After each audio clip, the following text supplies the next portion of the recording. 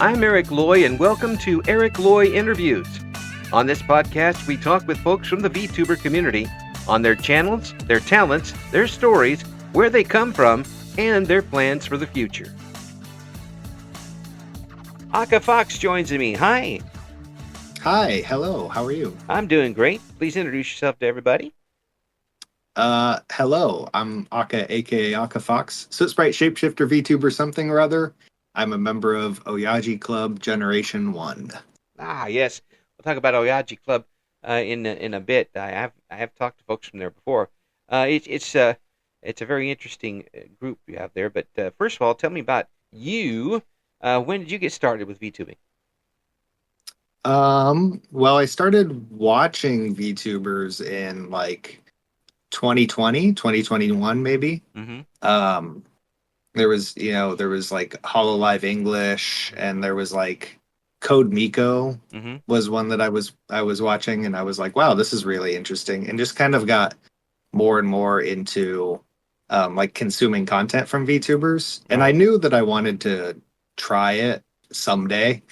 And then it was like end of winter or spring of 2023, where I had some friends who were just kind of pushed me out the door. They were just, Mm-hmm. I kind of remember it. We were just like hanging out in a Discord call, and they were like, why don't you stream? And I was like, oh, I'm not ready. I don't really know what I'm doing. And they're like, hey, just download OBS and press go live and play a game. And I was like, yeah, okay, I'll try it. That's kind of when I started. Yeah, and you just kind of like got thrown into the pool, so to speak.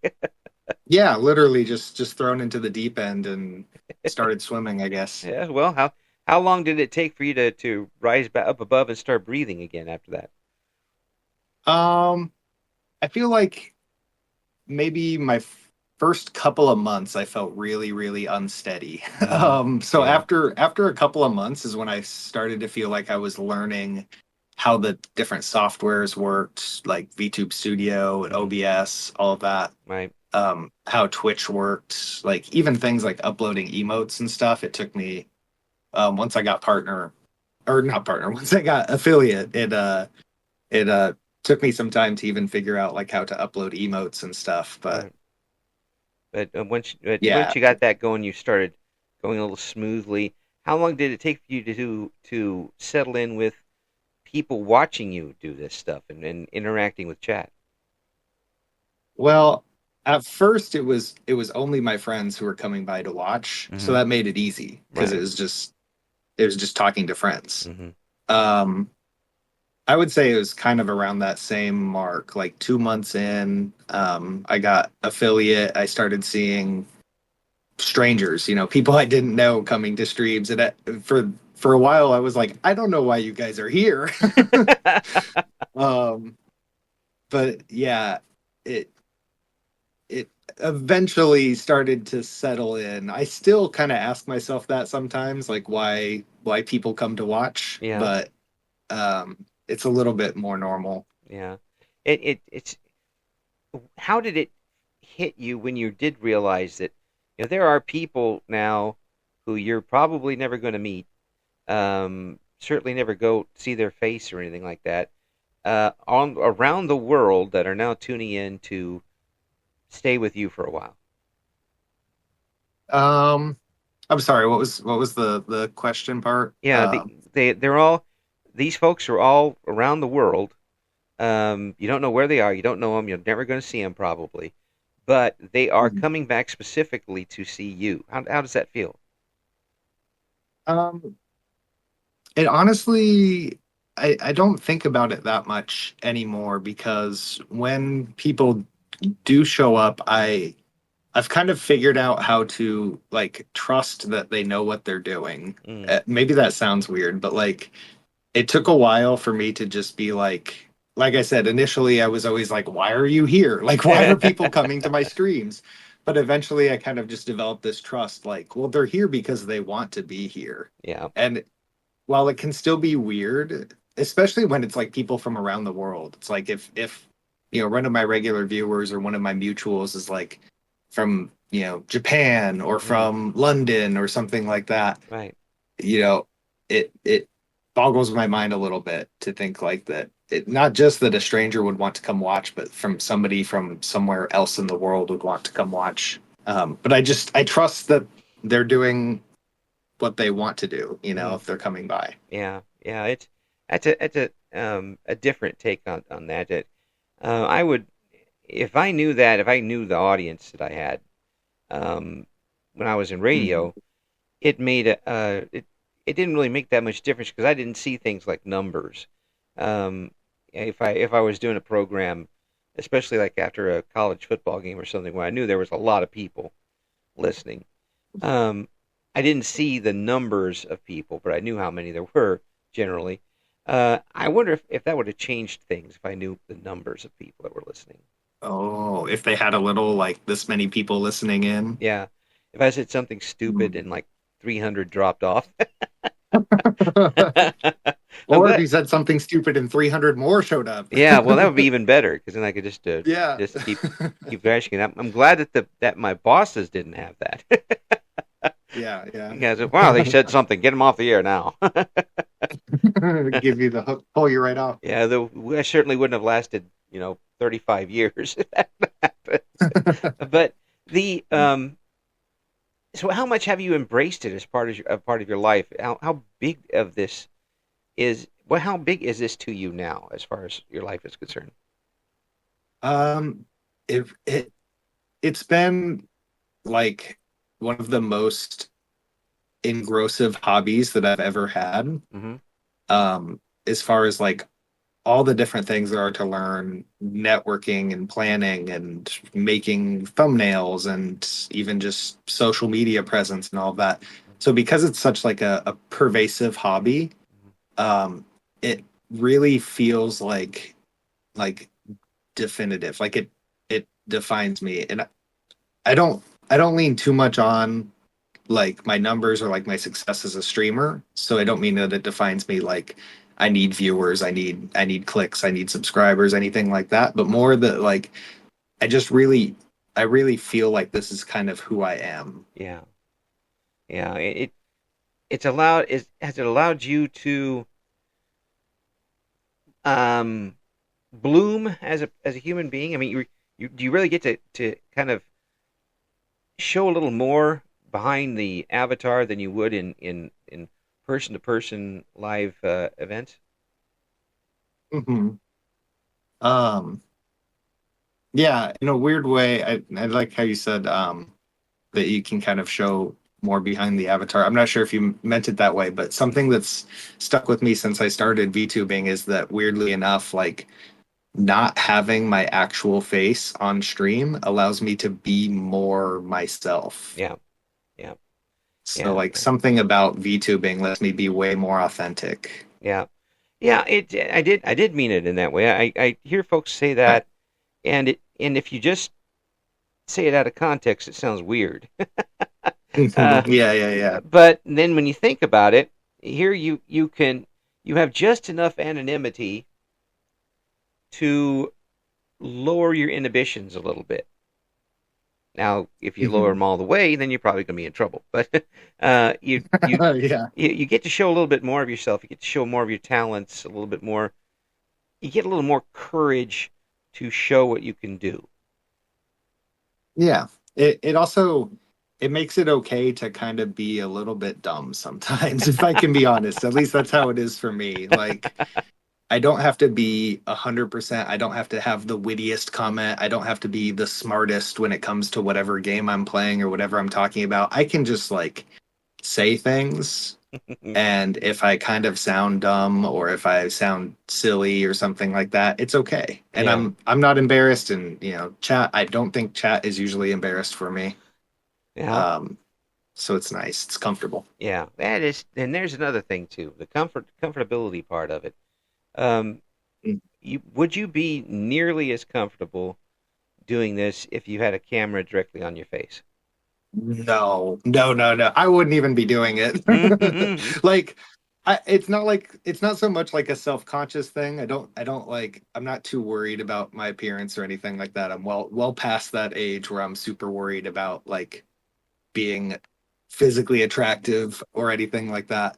Um, but I just don't want people like looking directly at me all the time. Mm. You know, I want to be able to press go live and like maybe I didn't comb my hair this morning or you know something like that. I don't want to have to be sitting with good posture and trying to look my best so if that was the case, if I was streaming with a real camera and people were actually looking at me, I would feel that pressure to like sit up straight and shoulders back and chin up and Yeah. Oh, comb my hair, brush my teeth, and all you that know the sounds whole thing. tiring, actually. You'd be Yeah, tired yeah, it before would you be even get started. exhausting. If people knew how I was doing this, I'm holding a microphone in my hand during the whole time, and I'm leaning back in a chair and just moving around as I need to because it's comfortable for me. Um, Oh yeah. you can do it any way you want. It's obviously your mileage may vary as far as this goes. Um, did it take you very long to get the right equipment to stream with at the Um, beginning? Not really.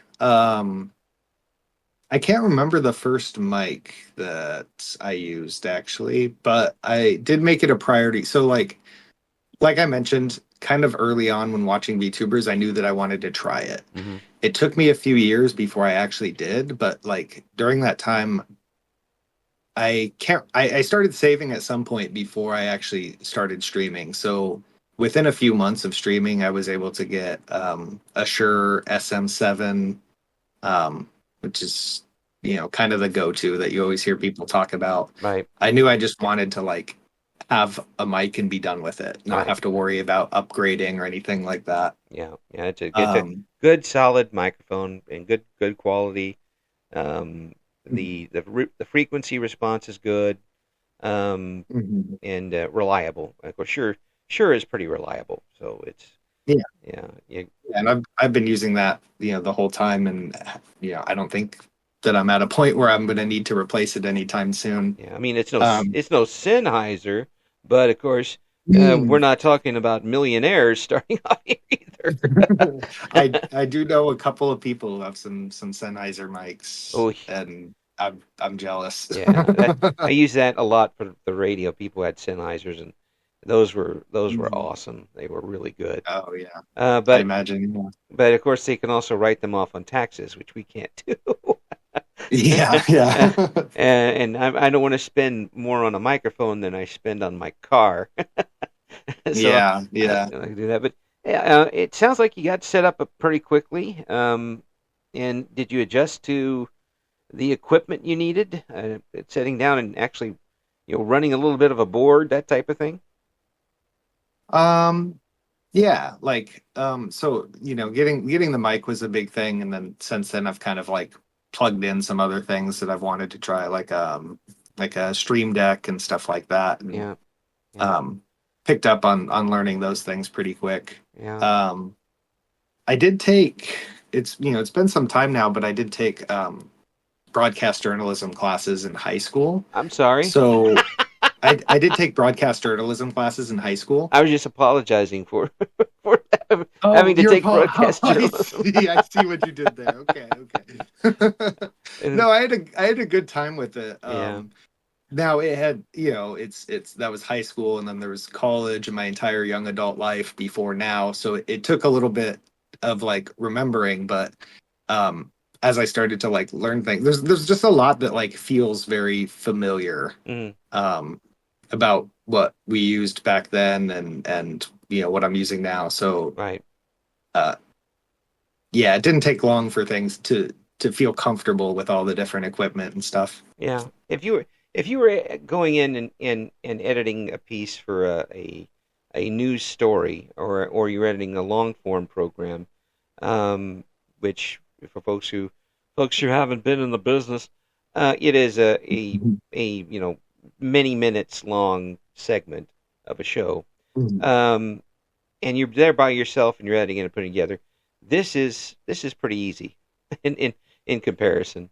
Um, Yeah, yeah, it and really is. you don't quite have the deadlines Yeah, that, yeah. that you do for there. So so you enjoyed yourself with that, huh? Yeah, I really did. Yeah, It was so I also took like a lot of architecture and engineering type elective courses yeah, in high school, and that was great and everything, but broadcast journalism gave me like a lot more creative freedom, which yeah. sounds weird. You would think in architecture you can be really creative, but it's architecture classes is very just like Right. rigid, you know. There's Yeah, not a lot of freedom to express yourself, and so right. um, broadcast journalism was kind of my outlet for expression, for creative expression. Yeah, in art, that's like saying art classes. You can be an Hmm. artist and then go to art class, and you're suddenly trying to shove a million gallons of water through a straw that only allows a little drip. Yeah, It's that's exactly. very constraining sometimes. Were you actually able to go on a radio station while you were doing this?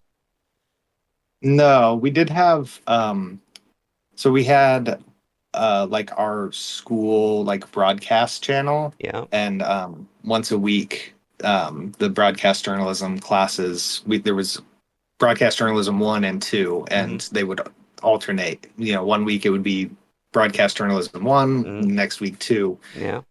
doing like, you know, like a news broadcast of like the weekly announcements, you know, what happened in the football game, or what games are coming up, or Yeah. like what events, and you know, stuff like that. Yeah, that's really cool. um Yeah, that would be a lot of fun in high school to put that together and really kind of get an idea of what it was like back then to do that sort of thing. I did just a regular journalism classes. Uh, we didn't do the broadcast thing until junior college, mhm. and went from there. And I kept with that mistake for 40 years. uh, but uh, That's with uh, that mistake. but you know, if folks want to do that now, you know, do it as a part-time thing because it's very tough to make a living at it at this point. Um, Oh, I could imagine. Yeah. very tough. But so you really had a little bit of experience with sitting in front of a microphone, so that wasn't too bad a jump for you, was it? Yeah, not that bad. Yeah. So now that you're on and streaming, do you have a regular schedule you've been able to keep up with? I do, pretty regular. You know, obviously life things happen and get in the way, but pretty regularly for the last year, especially, have been streaming 5 days a week, once on the weekends, and then four streams on weekdays. Yeah, yeah, that's good. And that should be able to keep listeners and watchers updated. It does make a big difference when you're trying to expand the channel if you can have that regular schedule. Um, Yeah, that's something that I've thought a lot about, actually. That like I have this checklist of things that I see bigger content creators do that I don't see a lot of smaller content creators do. mhm. Some do all these things, but you know, some don't. Some seem to miss these points. And one thing is like just being present, like put yourself in front of the audience over and over and over again till they get sick of you. Like Yeah. just always be there. Well, I mean, they made not too sick of you. I mean, they still want to come back, but you know. Yeah, yeah, yeah. Yeah. I You mean, got to, yeah, yeah. if they name their first child after you, that might be a little too close to the bone there. That's too much of a problem. Yeah. Yeah, that'd be a little too much. But yeah, it does make a big difference, and it does if you're trying to really advance. I mean, folks do it for hobbies like you know flying airplanes or something like that. You know, it's just it's a hobby, and that's one Mhm. thing. But if you're really trying to advance a little bit, you do have to take a couple of things into your hands and work on them. And the scheduling Yeah. is something that's very easy to handle. Um, not easy if you have a life though your work schedule's all over the place, but you can if you can get some kind of grasp on it, it should help out quite a bit. So Yeah. what are you streaming right now? What's if I tune into one of your streams, what am I going to see? Well, before my PC kind of went on the fritz and had been struggling, I was streaming The Elder Scrolls Oblivion. Mm-hmm. Bethesda just released the remaster of that, Mm, and I played that probably 1,500 hours back in high school. So I was loving the remake of that, the new graphics and everything.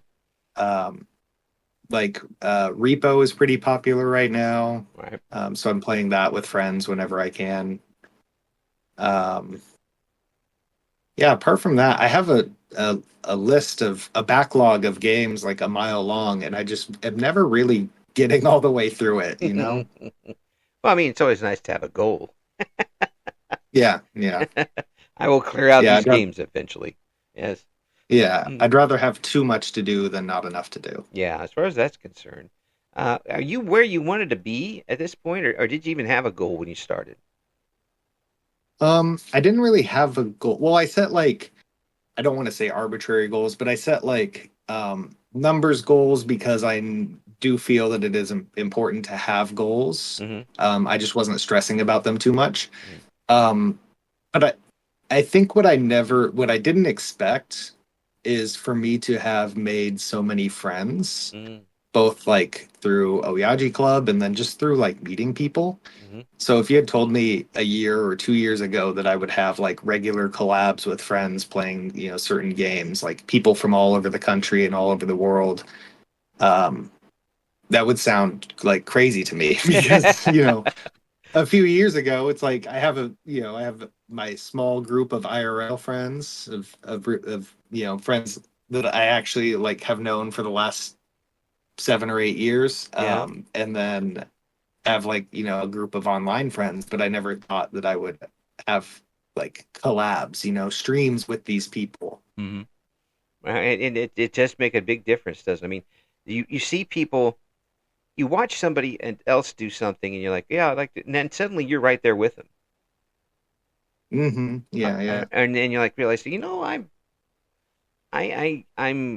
I'm at that level.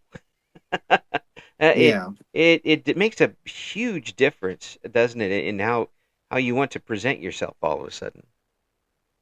yeah. Yeah, Yeah. I started to feel that, especially there. I've had a few collabs in the last year that like I specifically put together with the idea of kind of like networking, Hmm. people that I already know, but like, maybe this friend and that friend that I have, they haven't ever met each other or anything like that. So I put together like some 10 and 11 person streams, Whoa. um, including people who were like 5 to 10 times my size as far as follower count. And so it's like, oh, me and this person have been following each other for a while, but we've never done a collab. But I'm just going to kind of cold call them and see if they're interested in doing something. And I've had a few that have like worked out Yeah. where there's like 10 or 11 of us, and I'm maybe like the second smallest VTuber in the collab, Yeah. but everybody wants to be there and everybody gets along. And next thing I know, like all these people they're all following each other and Yeah. and having a good time, and it feels really nice to have been a part of that. But then Yeah. I also kind of sit back and I go like, I take a deep breath and I'm like, okay, I was nervous that whole time. Yeah, yeah. You never know how that's going to go when people don't know each other Mhm. and get through. But so, how did it go? I mean, 12, 11, 12 people. That's a lot of people to have over for for watching the Super Bowl. Let alone let alone trying Yeah, to wrangle everybody in one room. You know. yeah. Every time that I've done it, it's always gone really well. My favorite. I've done this twice. There's a game called uh Plastic Placid Duck Simulator.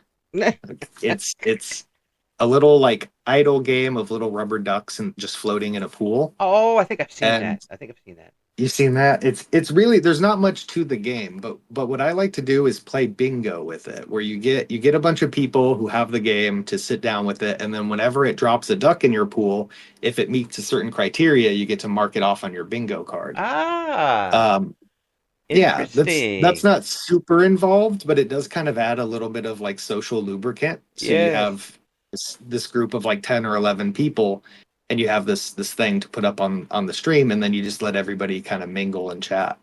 And I've done that specific style of like mixer kind of collab twice, and both times just wonderful. Just just great. Like so many laughs, so much conversation and Yeah.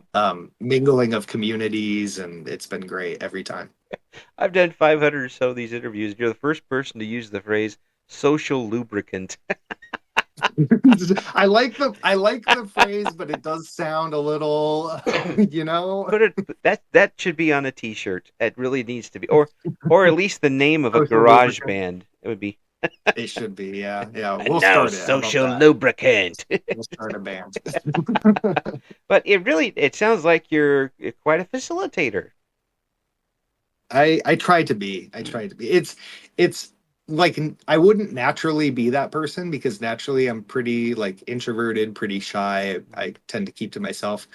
But I like knowing that I should be more social, that I should reach out more to people. I just like kind of grit my teeth and make myself do it. Mm, yeah, And I enjoy it when I do it, you yeah. know. Well, tell me about how you got involved with the club. With With Oyaji Club. yeah. Um, so there was a stretch where I was much more active in applying for VTuber groups and VTuber like organizations. Hmm. I was doing like application videos and like filling out forms and all of that. I wasn't sure necessarily that what I wanted um, from joining a group, but I thought that at the bare minimum it was giving me like experience and it was something to focus on, how to kind of market myself, just Right. like you would if you were like applying for a job. Right. Um, and so, I was going through this and eventually came across, I can't even remember how, if one of my friends brought it to my attention, but came across these editions for an older VTuber group Hmm. of people over the age of 30.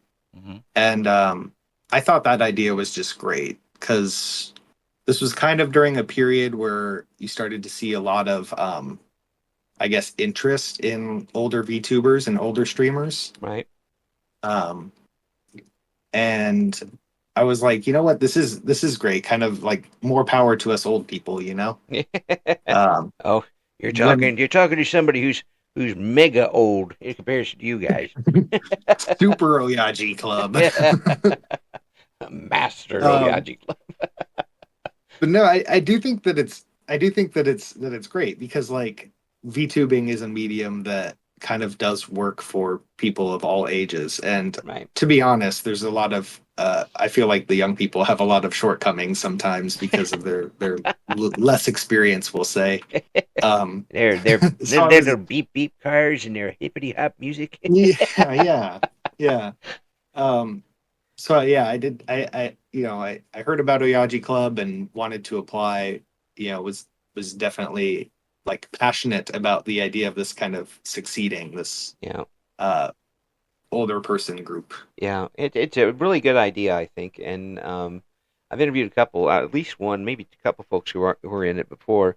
There is absolutely no reason why all ages could not participate in one way or another in this. And I think that I'm really hoping that eventually it becomes a little more mainstream. It doesn't lose its edge, but still becomes a little more mainstream because there are still a Mhm. lot of people in their 30s, in their 40s, or God forbid, as old as I am, um, that have a lot to offer, but we will never get to see them unless they get a medium like this. Yeah, I, Um, I a thought occurred to me. I think that like because a lot of streaming, a lot of VTubing is reliant upon like storytelling and stuff. oh You may yeah, be playing a game, but you've got to be able to like talk. You got to have something to say. And I exactly. think us, I think older people, people my age, people even older than me, are the best storytellers. They have all the best stories and all the best experiences, and yeah, Yeah, most interesting to listen to. yeah, yeah. We've got a lot of BS and a lot of hot air. A lot of We we BS. we got places to put it. Yeah, yeah. And the fact that you could come on and be and present yourself any way you want. Um, Mhm. uh, as long as you don't get really creepy about it and take it Yeah, a little yeah. too far, which is very and has happened. and probably is still happening now in a lot of areas. People have to, your mileage will vary as far as all that goes. Um, but if you go in there and enjoy yourself, uh, and create a little group around you, what's the harm in that? I don't care how old you are doing it, as long as you're enjoying yourself and no one else is getting hurt by it. Yeah, yeah. Yeah, And it's I was gonna say it's also really nice because it kind of helps connect you with other people who are of similar age and of similar experience. You know, we can, whether in the Discord or in our own communities, just talk about, how things were back in the 90s and old cartoons and, those sorts of things. It's nice. you realize that I was like in my 30s then. Well, that's a great age to be in the 90s. It's. You keep talking about old stuff, and I'm like, oh, arthritis is acting up again. Oh no. No, it's great to see, and I think that um, it's also good. I think for folks who are a little older to kind of drop the facade that we have to put on. That we're so above all everything, blah blah blah. We don't play video games. We don't do this and the other thing. First of all, since it's 18 and plus, I will say the word bullshit. And uh, secondly, why not enjoy it with everybody else? It, it's so ridiculous to not enjoy it with other people who are enjoying things too. Um, Mhm. just a kind of a waste, I think, doing that. But um, with this, the have you been able to hook up and do some um, collaboration with other members of OIG? Oh, Yacht Club? Yeah. We just had, so there's a few of us who are playing Dark Souls 3 as if it was Dungeons and Dragons.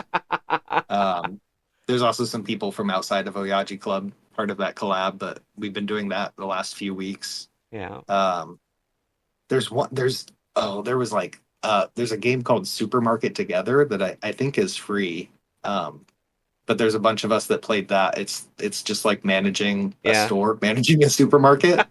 Um, that was really, really fun. There's a game called Pico Park Oh that a yes. bunch of us in the Yaji Club played together, and Yes. That's that's one of my favorite collabs that I've ever done. We that. laughed so hard. Oh yes. I've seen that, and that is that looks like so much. Yeah, I would think you'd be hard pressed not to keep laughing through that one.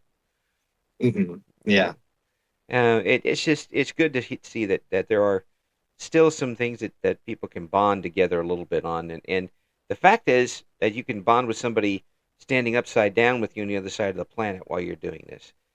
Has that ever hit yeah, you? I mean, you realize your potential audience is the entire world. yeah. It always hits when like uh, I'll be streaming. It'll be like 8 o'clock or something p.m. where I'm at, and one of my viewers in chat will be like, "Well, it's 4 a.m. here, so I'm gonna go to bed." And I'm like, "Wow, that's first of all, what are you doing up that late? Second of all, that's crazy." Yeah, yeah, it is. It's really fun. And one of the things that I've enjoyed so much is being able to talk with everybody around the world because in the '80s when I started in radio, it would be impossible.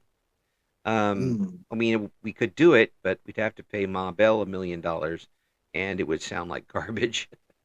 Oh yeah, It, long distance calls. yeah, waiting for all the operators to click in, it would have taken quite a while. Now I can just pick up the microphone and and do what I want with it. Um, so it is quite a feat that this is available now. With your channel, have you got any goals in the immediate future? Um, I have some like how do I describe well, I don't know what the proper term is for it, but like planned content ideas where like I want to sit down with people and do like make a video. Mm, And I have ideas for like I have the whole video idea ready to go. It's just a matter of like scheduling and all of that, right, editing and posting. right. So I have some ideas for doing those. Apart from that, for the better part of this year. So I used to be very, very regular about uploading shorts and TikToks and Instagram reels, short Right. form videos. Right. For the better part of this year, I've kind of been off my game a little bit. I've been pretty irregular. So for the second part of this year, I want to get back to regularly uploading Yeah. um, short form content. Yeah. Uh, and I really want to do more of those like mixer collabs, like what I mentioned with the duck game. Right. Right. Uh, yeah, I really like doing that. So I want to like I've already met some new people over the last couple of months or so, and I've been like talking with them all pretty regularly, and so I'm getting close to the point where I'm about to reach out and be like, hey, so this duck simulator game. See if I can get a bunch, see if I can get 10 or 11 people on board to do that again. Well, I'll tell you what. If you go through the Discord on the Eric Loy Interviews server, um, each one of them have either been guests or will be guests. So I can guarantee you'll find a few crazy people there that'll jump in the pool if you want to That would be a good idea. take a shot at Yeah. it. Because as it's it's so much fun to talk to people of all the different backgrounds and all the different reasons why they're doing this. Um, but everybody just wants to share a little bit of themselves, and find out what other people are all about, which is uh, ridiculously wholesome. It's like watching an after-school special. But Yeah, yeah, yeah. but we need a little bit more of that, for crying out loud. I think it's good to see.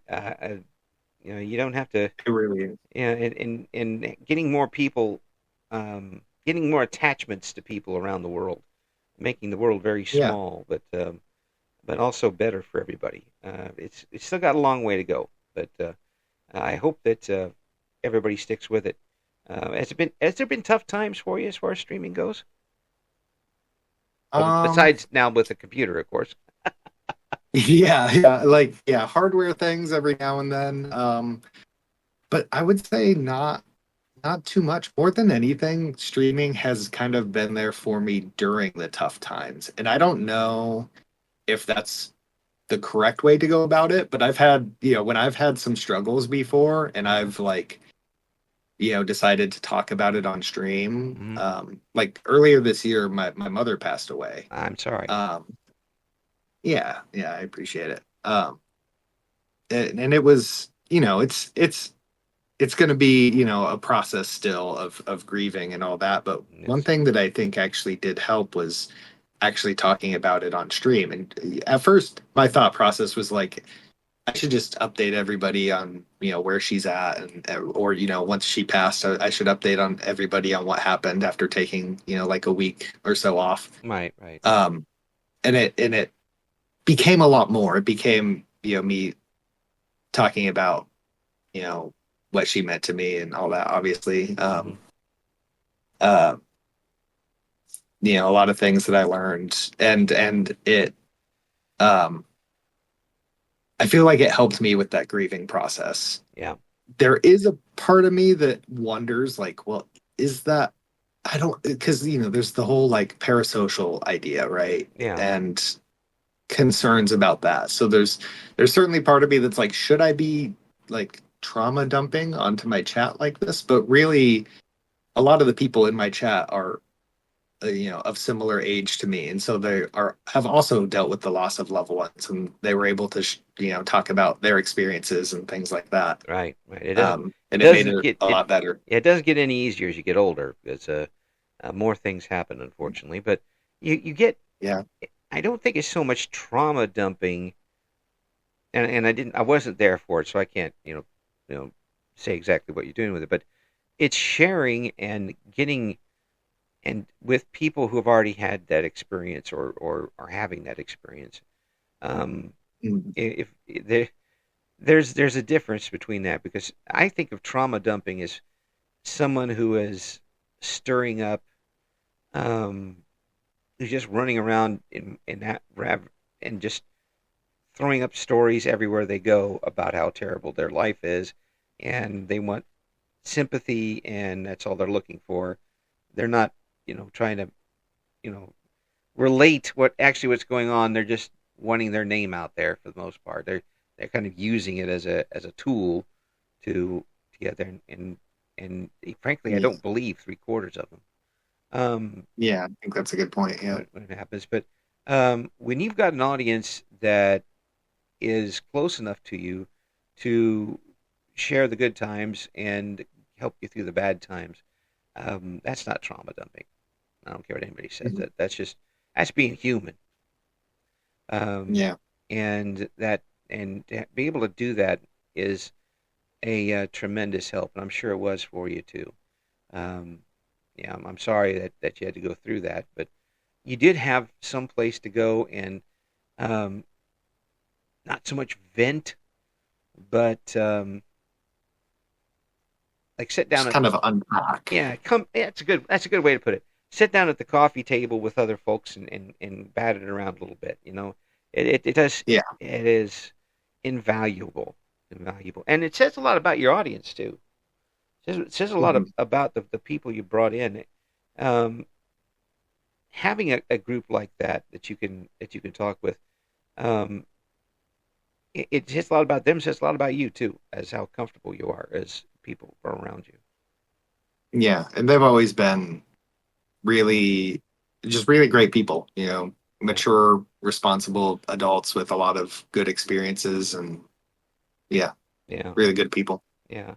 You are one of those people, and I appreciate you coming on. Um, I hope Thank you. I appreciate you having me. Yeah, I hope we get you back again sometime. We'll talk more about what's going on with you, and we're going to have all the links in the description for the video. Uh, Check out what Aka is going through and what they're bringing to the screen. You will enjoy yourself, and you will enjoy Aka as well, as much as I did. Thank you so much for coming on. Thank you. Thank you so much. It's a pleasure talking to you. Thank you for listening to Eric Loy Interviews. Join us again next time when we talk to another member of the always interesting VTuber community.